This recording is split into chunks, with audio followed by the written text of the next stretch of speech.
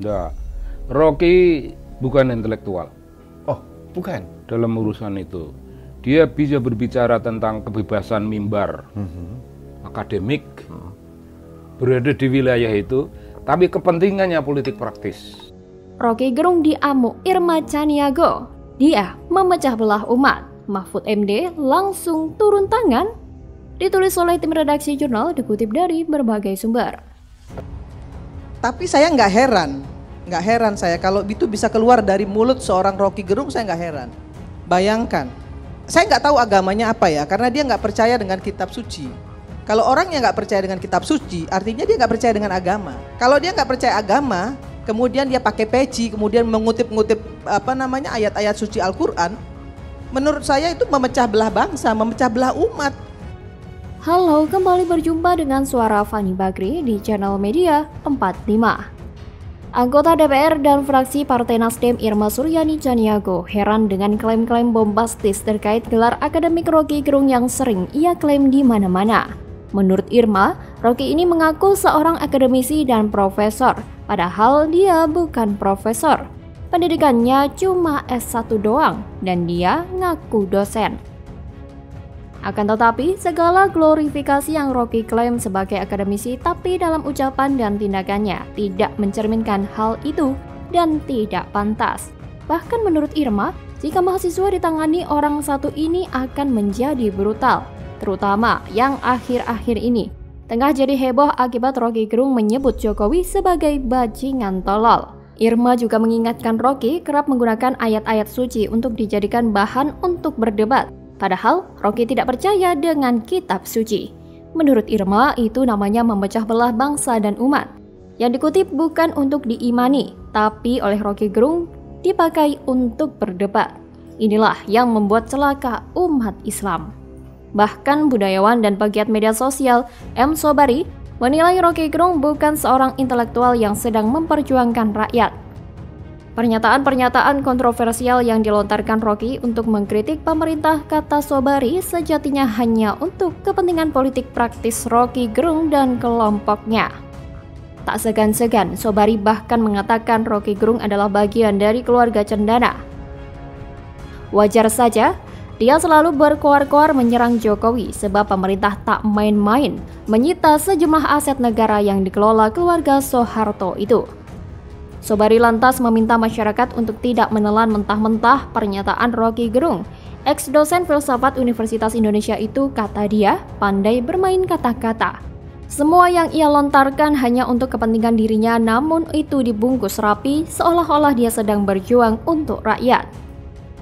Kalau bagian demokrasi, lanjut Sobari, seharusnya yang disuarakan Rocky adalah cara yang ditempuh untuk merawat demokrasi dengan tidak bermain dengan menjadi aktor politik seperti yang diperlihatkannya beberapa kali. Contoh atau hasil didikan Rocky Gerung yang kini terlihat adalah adanya pembelaan yang masif dari mahasiswa HMI. Bahkan sampai membakar bendera PDIP karena sebagai pihak yang melaporkan Rocky Gerung ke polisi. Sementara itu, PDIP lewat Badan Bantuan Hukum dan Advokasi Rakyat atau BBHAR, DPC PDIP Jakarta Pusat telah melaporkan oknum aktivis pembakar bendera partainya ke Polda Metro Jaya. Melihat hal ini, Menteri Koordinator Bidang Politik Hukum dan Keamanan atau Menko Polhukam, Mahfud MD, merespon berita pembakaran bendera PDI Perjuangan atau PDIP. Lewat akun media sosial Twitternya, Mahfud menyebut tindakan pembakaran tersebut tidak layak. Dia menekankan aksi membela Rocky Gerung boleh saja dilakukan, tetapi lebih baik dilakukan dengan adu argumentasi. Menurutnya, alasan membakar bendera PDIP karena telah melaporkan Rocky Gerung merupakan alasan yang keliru. Kesimpulannya adalah, setiap individu berhak untuk melaporkan dan juga dilaporkan menjadi bagian individu yang dianggap menghina atau merendahkan individu atau golongan lainnya. Namun, yang harus dicatat bahwa wajib untuk membudayakan memahami literasi yang memadai sebelum bertindak, sehingga tindakan yang diambil bukan sebuah kesengajaan yang konyol dan membuat bodoh kita sendiri, serta kualitas dan kuantitasnya baik isi dan substansial tidak berbobot. Dari ucapan Rocky Gerung ini, kita bisa menilai siapa yang mendukung Jokowi dan siapa yang pura-pura dukung Jokowi demi kepentingan politiknya. Semoga kita semua sadar karena pemilu hampir tiba. Banyak yang pakai topeng palsu untuk mengelabui. Bagaimana kalau menurut Anda?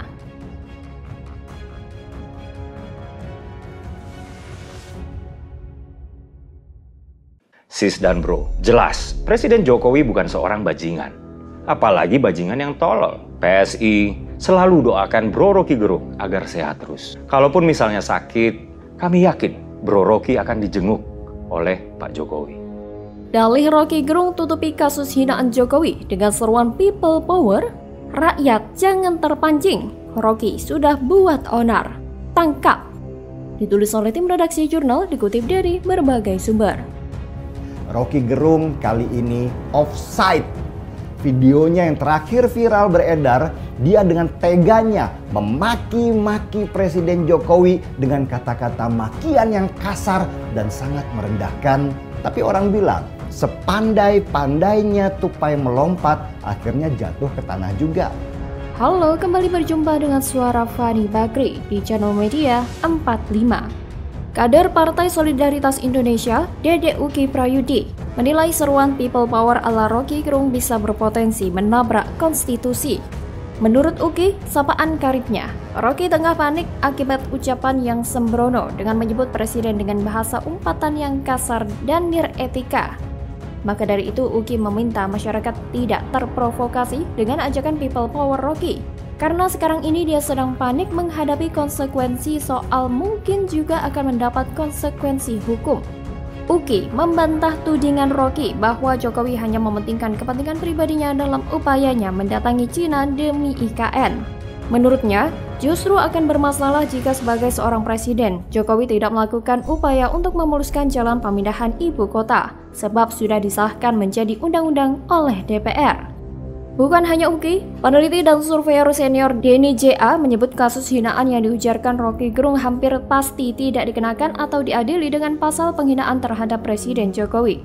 Menurut Denny, jika delik aduan tak berlaku, maka Rocky adalah celah untuk diadili dengan delik umum. Karena ini tak memerlukan aduan resmi Presiden Jokowi, yakni pasal yang tersedia adalah pasal 14 dan 15 Undang-Undang Nomor 1 Tahun 1946. Ini pidana soal menyebarkan berita bohong yang menimbulkan keonaran. Rocky dapat dipenjara maksimal 10 tahun jika dalam pernyataannya bisa dibuktikan ada unsur berita bohong, dan akibat pernyataannya dapat pula dibuktikan terjadi keonaran dan kegaduhan. Menurut Denny, apa yang diucapkan Rocky dapat dikatakan masuk wilayah yang abu-abu karena bisa ditafsir dua cara, yakni kritik dan berita bohong. Pindahnya ibu kota ke IKN itu untuk kepentingan Jokowi sendiri, bukan kepentingan kita atau bangsa. Ini sebuah kritik. Di sisi lain, ini dapat pula ditafsir sebagai berita bohong. Masalahnya itu bukan berita bohong ringan, tapi itu berita bohong soal kebijakan publik yang dapat menimbulkan kemarahan, keonaran, dan kegaduhan. Dari perspektif itu, pindahnya ibu kota bukan untuk kepentingan Jokowi pribadi. Gagasan itu sudah disampaikan oleh hampir semua presiden Indonesia sejak zaman Bung Karno, Pak Harto, hingga SBY. Dipilihnya IKN di Kalimantan juga bukan kepentingan pribadi Jokowi, tapi itu melalui serangkaian feasibility study oleh banyak ahli. Di manakah dari kebijakan IKN itu yang semata-mata untuk kepentingan Jokowi sendiri yang tak memikirkan kita? Pernyataan Rocky Gerung itu, baik jika itu salah atau benar, juga belum bernilai pidana. Ia baru punya bobot pidana jika info yang dianggap bohong ini menimbulkan keonaran dan kegaduhan. Selain itu, publik akan semakin cerdas membedakan yang mana yang bisa disebut kritik dan yang mana berita bohong. Yang mana kritik yang membangun, mencerdaskan, mana kritik yang menghina, yang ibarat tinju memukul di bawah perut. Denny menilai jika Rocky memang seorang intelektual. Seharusnya intelektual adalah orang yang mengajak ketajaman kritiknya terasa dari kekuatan fakta dan argumen, bukan dari pilihan kata yang setengah bohong dan kasar. Jadi, melihat fakta-fakta dan keterangan di atas, Rocky Gerung juga harus dijadikan tersangka pasal membuat keonaran hingga menimbulkan keonaran di tengah masyarakat. Karena masyarakat sudah marah besar terhadap Rocky Gerung, dan terjadi aksi bakar foto Rocky Gerung sudah menjadi salah satu bukti adanya keonaran nyata di masyarakat akibat ucapan-ucapan Rocky Gerung yang penuh kebencian terhadap Presiden Jokowi. Bagaimana kalau menurut Anda?